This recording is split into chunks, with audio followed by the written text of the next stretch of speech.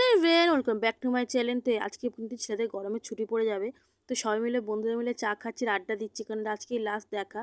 তো এরপরে তো লাস্ট দেখা করতে পারবো না, আবার 1 মাস পরে, সেই কারণে তো আমি তাড়াতাড়ি রান্নাবান্না করে ছেলে ছুটির টাইমে সবাই মিলে চলে এসেছি। বসে সব গল্প হচ্ছে, কিছু খাওয়া হচ্ছে। তো এই আনন্দটা মানে সবাই, মানে আমি খুব মিস করব 1 মাস, সেই কারণে ওদের সঙ্গে একটু গল্প ছুটি একটু গল্প করলাম। তো আজকে কিন্তু বিকালবেলার দিকে যাব মেলায়। তো তোমাদেরকে একটা কথা বলি, তো আমি কিন্তু অনেক দিন পরে মিনি ব্লগ পোস্ট করলাম।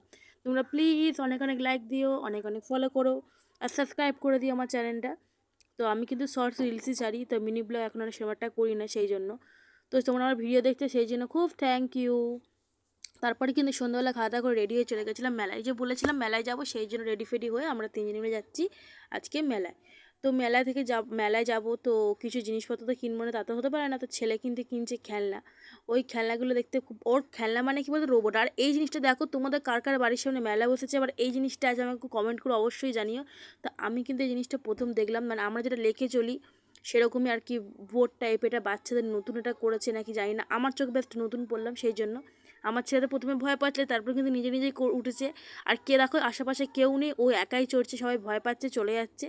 ও কিন্তু খুব ভয় পায় না, সেই কারণে আমি না খুব এক্সাইটেড হচ্ছিল, কেন আমাকে যদি নিতে না ভালো হয়, কিন্তু বাট আমার তো হবে না, আমাকে তো উঠতে দেবে না, সেই কারণে। আর ছেলে কিন্তু খুব এনজয় করেছে। তারপরে কিন্তু চলে গেলাম ঘুগনি খেতে। খেলনা তো কিনে নিয়েছি, ওকে একটাই খেলনা রোবট কেনা।